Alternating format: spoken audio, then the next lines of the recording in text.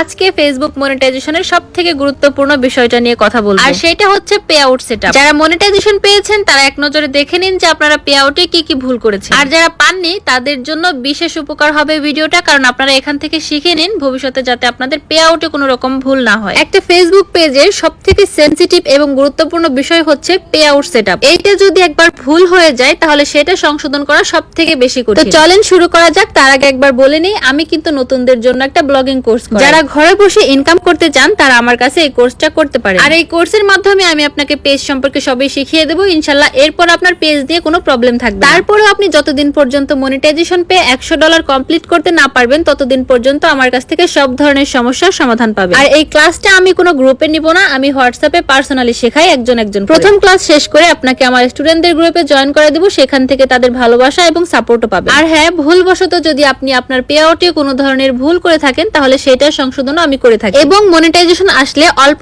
চার্জে pay out সেটআপও দিয়ে দিই। আর তার জন্য অবশ্যই আপনারা আপনাদের আইডি দিয়ে আমার পেজের ইনবক্সে যোগাযোগ করবেন। কন্টেন্ট মনিটাইজেশনে একটা নতুন আপডেট, যেটা হচ্ছে সেটআপে চাপ দেওয়ার পরে $25 জন্য আপনার সেটআপটা আটকে থাকে, আর তখনই আপনারা এদিক সেদিক চাপ দিয়ে আরো বড় ঝামেলা করে। সব সময় মাথায় রাখবেন পে আউট সেটআপটা একটা অভিজ্ঞ কাউকে দিয়ে করানো, কারণ একটা পে আউট সেটআপে এমনও কিছু ভুল আছে যেগুলো হচ্ছে পার্মানেন্ট বসে যায়, পরে আপনাকে পুরো পে আউটটাই চেঞ্জ করতে হয়। আর সেইটা ঠিক করার জন্য লম্বা একটা প্রসেস থাকে, সেটা আজকে বিস্তারিত বললাম। আর সেই ভুলটা হচ্ছে আপনারা ইন্ডিভিজুয়ালের জায়গায় বিজনেস দিয়ে ফেলেন। অনেকে জন্ম তারিখ ভুল করে ফেলেন, অনেকে নাম ভুল করে ফেলেন, আবার অনেকেই তো ব্যাংক অ্যাকাউন্ট দিতে গিয়ে ভুল করে ফেলেন, আবার কেউ কেউ তো টিন সার্টিফিকেট দিতে গিয়ে ভুল করে ফেলেন, আবার অনেকেই সবকিছু ঠিকঠাক দেওয়ার পরেও সেটআপ নিচ্ছে না, সেটআপে রেড হয়ে আছে। আবার 2 দিন আগে আমি একজনের পে আউটের সেটআপটা ঠিক করে দিয়েছি, যে কিনা ছোট্ট একটা ভুলের জন্য পে আউটে এদিক সেদিক চাপতে চাপতে আরো 4-5টা অ্যাকাউন্ট খুলে ফেলেছে। যাই হোক, আলহামদুলিল্লাহ তারটা আমি ঠিক করতে পেরেছি। এমনকি ইন্ডিভিজুয়াল এবং বিজনেসের সমস্যাটাও অনেকেরই ঠিক করে দিয়েছি। এখন কথা হলো,